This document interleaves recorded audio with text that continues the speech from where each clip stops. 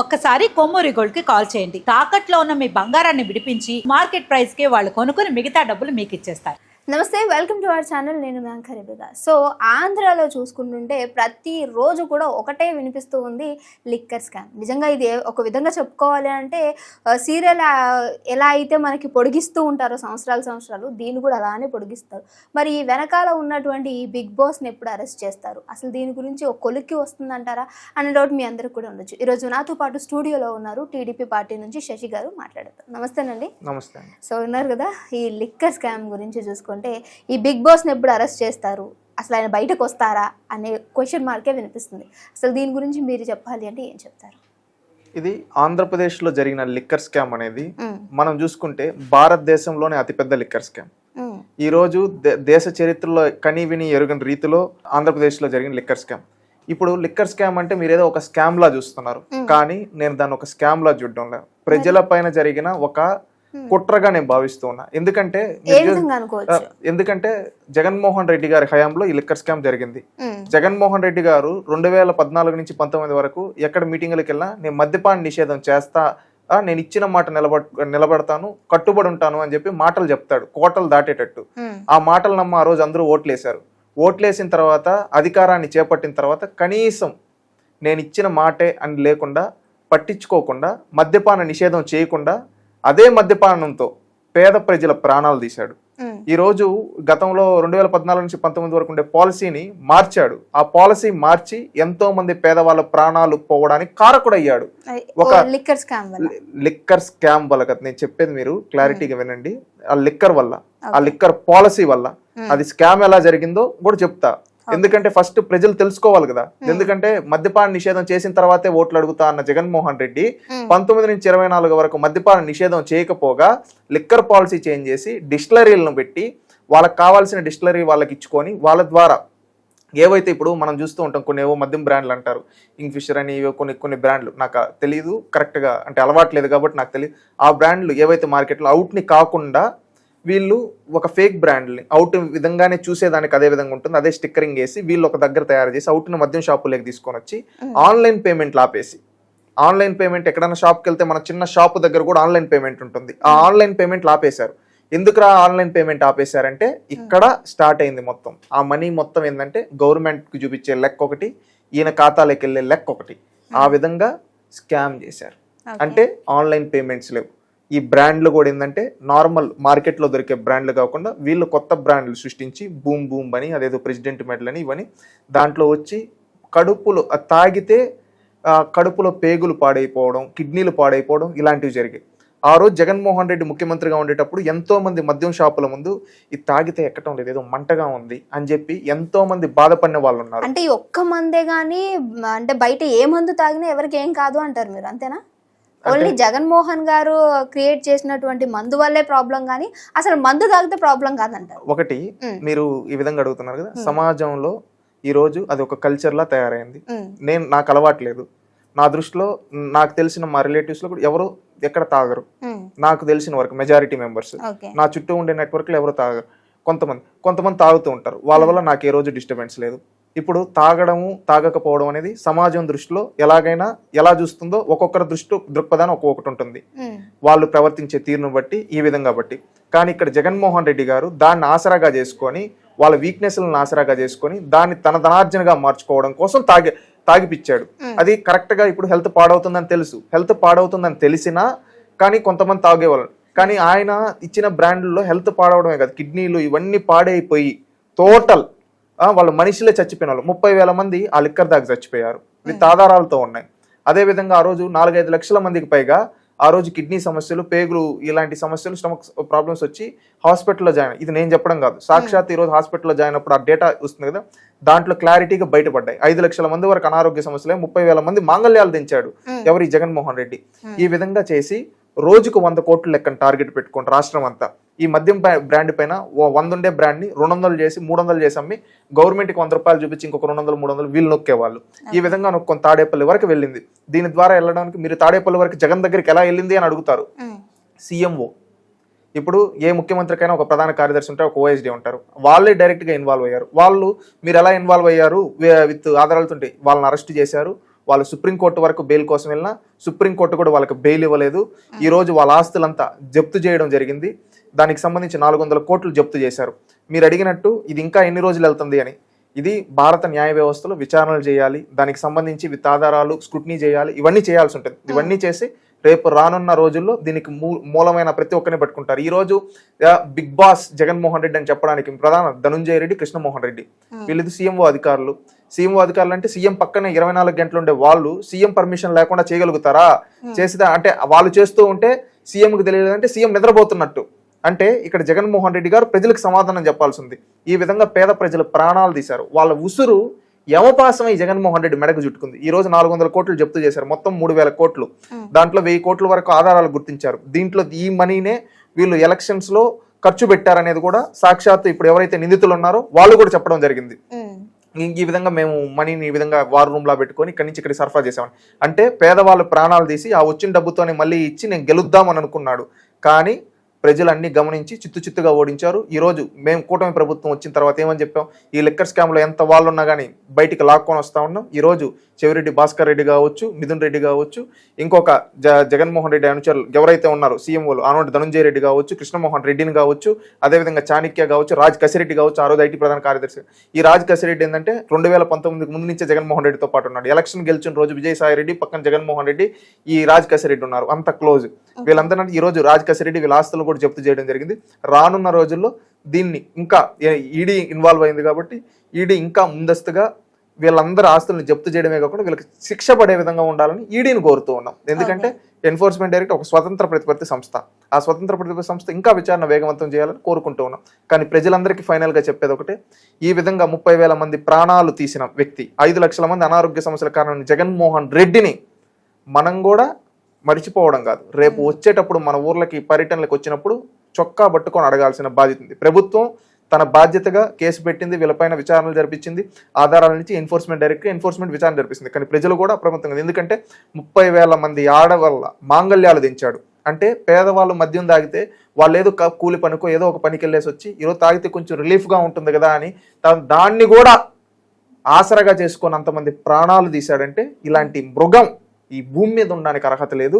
అందుకని ఇలాంటి వ్యక్తిని, ఇలాంటి సైకో జగన్మోహన్ రెడ్డిని, పేదవాళ్ళకి ప్రాణాలు పోయినా లెక్కలేదు నాకు ధనార్జనే ముఖ్యం అనుకున్న ఇలాంటి వ్యక్తిని చట్టాలెట్టో శిక్షిస్తాయి. కానీ ప్రజలుగా మన బాధ్యత కూడా ఏంటంటే ఇలాంటి వ్యక్తిని రాజకీయ సమాజ్ చేయాలి. ఇలాంటి వ్యక్తి వచ్చినప్పుడు ప్రశ్నించి అడగాలి, నీకు అధికారం అనేది డబ్బు సంపాదించడానికా అని అడిగితే రేపు ఇలాంటి వాళ్ళు రేపు భవిష్యత్తులో ఎవరన్నా తప్పు చేయాలనే ఆలోచన వచ్చినా భయపడతారని ప్రజలను కోరుతూ ఉన్నాం. ఓకే, సో సాధారణంగా ఏమైనా స్కీమ్స్ పెట్టినప్పుడు మనకైతే ఓట్ల కోసం ఎవరైతే వస్తూ ఉంటారో స్కీమ్స్ ఇస్తూ ఉంటారు. అలానే జగన్మోహన్ గారు కూడా లిక్కర్ని మొత్తానికి కూడా ఆపిచ్చేస్తానని చెప్పి మనకి చెప్పడం జరిగింది. బట్ అది చెయ్యలేదు. దీనిపైన ఏదో స్కామ్ అవి చేసి జనాల ప్రాణాలు తీశారన్నారు. ఏదైతే ఇప్పుడు టీడీపీ హయాం వచ్చిందో ఆయన చెప్పినటువంటి మాట సరైనది. సో దాన్ని తీసేస్తాను అన్నప్పుడు ఆయన చేయనప్పుడు టీడీపీ నుంచి వీళ్ళెందుకు చేయలేకపోయారు? అంటే లిక్కర్ పైన ఒకటి మీరు టీడీపీ తీస్తుందా ఈ విధంగానా అని అడిగారు కదా. మద్యపాన నిషేధం మీకు తెలియకపోతే ఒకటి తెలుసుకోండి, ఈ దేశంలోనే మద్యపాన నిషేధం తొలిసారి చేసిన ఏకైక పార్టీ ఈ దేశ చరిత్రలో ఒకటి ఉందా అంటే తెలుగుదేశం పార్టీ. ఎన్టీ రామారావు గారి నాయకత్వంలో ఆ రోజు తీసేయడం జరిగింది. మళ్ళీ ఆ తర్వాత పరిస్థితులు మారడం జరిగింది. ఈ రోజు పరిస్థితుల్లో సమాజంలో ఒక కల్చర్ లాగా దీన్ని మారిపోతే దీన్ని ఏం చేస్తాం, షాపులు తగ్గిస్తూ ఉన్నారు. ఈ రోజు మీరు చెప్తూ ఉన్నారు ఆనాడు కల్తీ లిక్కర్ ఎట్లా పడితే అట్టమితే ఆనాడు ఎవరు సాక్షాత్తు ఎవరైతే ఉన్నారో ముఖ్యమంత్రి పక్కన నిలబడుకొని తాగండి అని ఈ టార్గెట్లు పెడితే ఈ రోజు అలాంటిది ఎక్కడా లేదు. ఈ రోజు ఉన్న షాపుల్ని కుదించి వేస్తూ ఉన్నారు. గుర్తుపెట్టుకోండి, ఇప్పుడు ఏదైనా కానీ సమాజంలో ఒకటి ఉన్నప్పుడు తగ్గించేస్తాం వ్యతిరేకంగా వెళ్ళిపోతాం అనేది కాదు. ఈ రోజు సమాజంలో మనుషులను మార్చాలంటే మన మనస్తత్వం అనేది మారాలి. మన మనస్తత్వం అనేది మారాలి. ఆ మనస్తత్వం అనేది మారడం కోసం ఈ రోజు ఒక కుటుంబ విలువలతో పిల్లలకి సోషల్ మీడియా ఎక్కడైతే బ్లాక్ చేయడం కావచ్చో ఇది చేస్తూ ఉన్నాం. అదేవిధంగా పాఠశాలల్లో నుంచి పిల్లలకు నైతిక విలువలు నేర్పిస్తూ ఉన్నాం. ఈ రోజు సమాజంలో ఎక్కడైనా మహిళలకు కౌన్సిలింగ్ ఇస్తూ ఉన్నాం. ఈ రోజు ఏంటంటే తాగే వాళ్ళని బ్యాండ్ ఆపేస్తే ఎక్కడో ఒక దగ్గర నుంచి తెచ్చుకొని తాగుతాడు. ఆ విధంగా ఒక కౌన్సిలింగ్ ఇచ్చి ఒక నిబద్ధతతో దీన్ని తగ్గించాలని కృషి చేస్తూ ఉన్నాం. ఈ రోజు మద్యం తాగమని ఎక్కడ మేము ప్రమోట్ చేయటం లేదే, మద్యం తాగమని ప్రమోట్ చేయటంలో ఎక్కడ మీరు గుర్తుపెట్టుకోండి. షాపులు తగ్గించాం. ఈ రోజు ఒక పర్ఫెక్ట్ పాలసీ పెట్టాం. ఎక్కడన్నా ఎవడన్నా తప్పుగా కల్తీ సారాంలో వాడి తాట తీసి ఈరోజు జైల్లో పెడుతూ ఉన్నాం. జగన్మోహన్ రెడ్డి 5 ఏళ్ళు చేయలేకపోయాడు. ఈరోజు సమాజంలో సొసైటీలో ఈరోజు కొంతమంది వాళ్ళ రిలాక్సేషన్ కోసమో ఇంకొక దాని కోసమో తాగుతూ ఉన్నారు. దాన్ని మనం తగ్గించాలంటే వాళ్ళ మనస్తత్వం అనేది మార్చాలి. ఆ మనస్తత్వం మార్చడం కోసం ఈరోజు స్కూల్ పిల్లలకి సోషల్ మీడియా ఏదైతే ఉందో దాన్ని బ్యాన్ చేయడం కావచ్చు, అదేవిధంగా పిల్లలకి నైతిక విలువలు నేర్పడం కావచ్చు, ఆడవాళ్ళ కౌన్సిలింగ్ ఇవ్వడం, ఈ విధంగా ఇస్తే ఒక మార్పు అనేది వస్తుంది. ఆ మార్పు ద్వారా ఆటోమేటిక్గా తాగే వాళ్ళు తగ్గిపోతారు. ఆటోమేటిక్గా అది బ్యాన్ చేస్తాం ఖచ్చితంగా ఫ్యూచర్లో. ఈ విధంగా మార్చి ఒక సమాజంలో మార్పు తీసుకొని రావాలనుకున్నాం. అంతేగాని ముఖ్యమంత్రి సీఎంఓలో ఉండే ప్రధాన కార్యదర్శి ఓఎస్డీని అమ్మండి తీసుకోండి అని చెప్పి చేయాల కూటమి ప్రభుత్వంలో తెలుగుదేశం పార్టీలో. అది గుర్తుపెట్టుకోండి, తెలుగుదేశం పార్టీ ఎప్పుడైనా కానీ సమాజంలో ఒక మార్పు కోసం పనిచేస్తుంది. ఈరోజు సమాజంలో ఉన్న పరిస్థితులకు అనుగుణంగా ఈరోజు ముందుకెళ్తూ ఉన్నాం. అంతేగాని ఈరోజు మీరు బ్యాన్ చేయలేదు, వీళ్ళు బ్యాన్ చేయలేదు. జగన్మోహన్ రెడ్డి చేతగా, జగన్మోహన్ రెడ్డికి కూడా తెలుసు నేను బ్యాన్ చేయలేనని. కానీ ఆ రోజు రాజకీయ అవసరాల కోసం చెప్పాడు. తర్వాత వచ్చి పేద ప్రజలు ప్రాణాలు తీశాడు. ఈ రోజు ఎక్కడన్నా బై మిస్టేక్ ఈ విధంగా ఒకటి వచ్చిన దానిపైన విచారం జరిపిస్తూ ఉన్నారు. ఈ రోజు ప్రతి ఒక్క దగ్గర ఒక బాటిల్ ఎక్కడ తయారవుతుంది, ఎక్కడి నుంచి, ఏ సెంటర్కి వచ్చింది, ఎవరు కొన్నారు, ఎవరు తాగారు, మొత్తం ఒక డేటా షీట్ వస్తా ఉంది ఎవరు కొన్నారు కాడి నుంచి. ఇంత ట్రాన్స్పరెన్సీగా పెడుతూ ఉన్నారు. ఎందుకంటే ఇక్కడ పేదవాళ్ళ ఆరోగ్యము ముఖ్యము. ఈ విధంగా ఇది మనం ఎక్కడ కరప్షన్ జరగకూడదని ఒక చిత్తశుద్ధితో వెళ్తూ ఉన్నారు.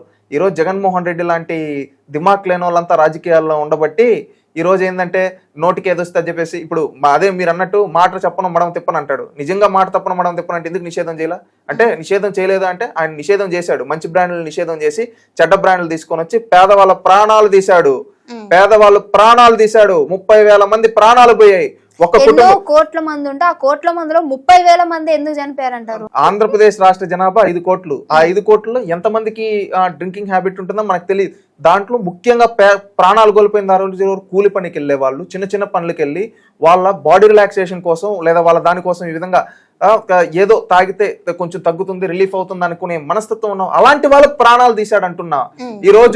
ఆ రోజు ఎంతో మంది కడుపు మండుతూ ఉందంటే కనీసం ల్యాబ్కి టెస్ట్లకు పంపిలా ఏమి ఒక పాలనాధికారిగా నువ్వు ఆ రోజు ఉండి పంపిలేదు. అది నీ యొక్క చేతగానితనం, జగన్మోహన్ రెడ్డి యొక్క చేతగానితనం వల్ల ఆ రోజు పోతున్నాయంటే నువ్వేం చేయాలి? ఒక హెల్త్ సెక్టర్ ను, ఒక డిపార్ట్మెంట్ ను పిలిచి, ఎక్సైజ్ డిపార్ట్మెంట్ ని, హెల్త్ డిపార్ట్మెంట్ పిలిచి ఎందుకు పోతున్నాయని విచారణ జరిపి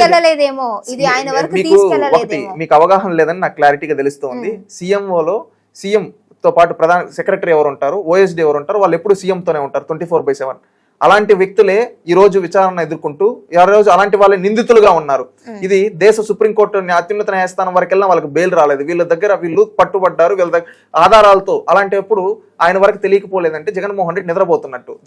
మీ అడిగినట్టు జగన్మోహన్ రెడ్డి నిద్రపోతున్నాడా, లేకపోతే ఆ అధికారులు చేసేది తెలిసి కూడా సరేలే పోతే పోనీ అనుకున్నాడా అనేది వాళ్ళు సమాధానం చెప్పాలి. ఎందుకంటే ఇప్పుడు నేను ముఖ్యమంత్రిగా ఉండి నా పక్కనుండే వ్యక్తికి విత్ ఆధారాలతో అన్ని ఇన్ఫర్మేషన్ ఎవ్రీడే వస్తూ ఉంటే, ట్రాన్సాక్షన్స్ అంతా చూస్తూ ఉంటే, నేను నమ్మకస్తులుగా నమ్మిన మిథున్ రెడ్డి, నేను నమ్మిన చెవిరెడ్డి, వీళ్ళ దగ్గరికి ఇన్ఫర్మేషన్ వచ్చి వార్ రూమ్ పెట్టి ఎన్నికల్లో అంతా ఉన్నారని అంత క్లారిటీగా అమౌంట్ ఇదంతా తెలిసిందంటే అప్పటికి మీరు జగన్మోహన్ రెడ్డికి తెలియలేదంటే జగన్మోహన్ రెడ్డి అనే వ్యక్తి నిద్రపోతున్నాడు అన్న 5 ఏళ్ళు. అలాంటి నిద్రపోతున్న వ్యక్తిని ముఖ్యమంత్రిగా అది ఎట్లయినా కానీ అది బాధ్యతగా ఆ రోజు నీకు ప్రజల అధికారం ఇచ్చిన నువ్వు నిద్రపోయినందుకు నీది తప్పు. అందుకే ఇప్పుడు ఈ లిక్కర్ కేసులో కూడా ఓఎస్డీ చీఫ్ సెక్రటరీ ఎవరైతే ప్రిన్సిపల్ సెక్రటరీ వాళ్ళు ఇన్వాల్వ్ అయ్యారంటే equal to chief minister involve అయినట్టే. అందుకని రేపు రానున్న రోజుల్లో ప్రజాక్షేత్రంలో ప్రజలు శిక్షిస్తారు, న్యాయస్థానాల్లో కూడా వీళ్ళకి శిక్ష పడి పాపం పండుతుందని కోరుకుంటున్నాను. ఓకే, మీరు ఏదైతే నన్ను అవగాహన లేదు అన్నారో, ఈడీ ఏదైతే ఉందో ఇప్పటి వరకు ఎందుకు జగన్మోహన్ రెడ్డి ఇంటి వరకు కూడా వెళ్ళలేదు, ఆయన అరెస్ట్ చేయలేకపోయారు? జగన్మోహన్ రెడ్డి ఎందుకంటే తప్పు చేస్తే డెఫినెట్ గా ఎవరైనా ఒకటండి, తప్పు చేస్తే పట్టుబడుతుంది అనేది కాదు. ఒక విచారణలో ఒక స్టేజ్ దాటి వెళ్తుంది. ఈ రోజు ఆస్తులు జప్తు చేశారు. ఎవరైతే రాజ్ కసిరెడ్డి ఉన్నారో వాళ్ళ వెనకాల ఉండే మనీ ట్రాన్సాక్షన్ కూడా రానున్న రోజుల్లో జగన్మోహన్ రెడ్డి మెడకు చుట్టుకుంటుంది. గుర్తుపెట్టుకోండి, ఇప్పుడు ఒక కేసులో అంతెందుకు మొన్న ఢిల్లీ లిక్కర్ కేసులో వాళ్ళందరినీ నిర్దోషులుగా కూడా ప్రకటించారు. వాళ్ళ ఆస్తులు ఏమి జప్తు చేయాల. ఈ రోజు దీంట్లో ఆస్తులు కూడా జప్తు చేశారు. ఆస్తులు కూడా జప్తు చేయబడ్డాయి.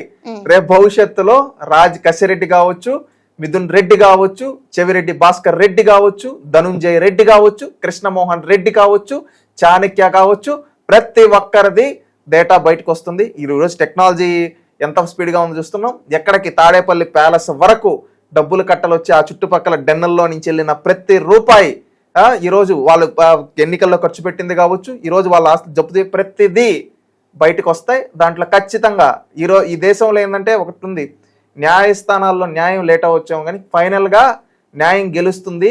అని చెప్పి ఆ విధంగా ఈ రోజు ఆధారాలతో పట్టుబట్టారు. దేశ అత్యున్నత న్యాయస్థానం వరకు వెళ్తేనే వీళ్ళకి బెయిల్ ఇవ్వాల, 100 కోట్లు పెట్టి లాయర్లను పెట్టుకున్నా. రేపు రానున్న రోజుల్లో ఖచ్చితంగా వీళ్ళకి చెక్ పెడతామని నేను కోరుకుంటున్నా. ప్రజాక్షేత్రంలో ప్రజలు కూడా పెడతారు. ఓకే శశి గారు, మీరు అనుకున్నది మరి జరగాలి. అక్కడ ఏం జరిగిందనే డెఫినెట్గా బిగ్ బాస్ ఎవరు బయటకు రావాలని మేమందరం కూడా ఆసక్తితో చూస్తాను. నమస్తే.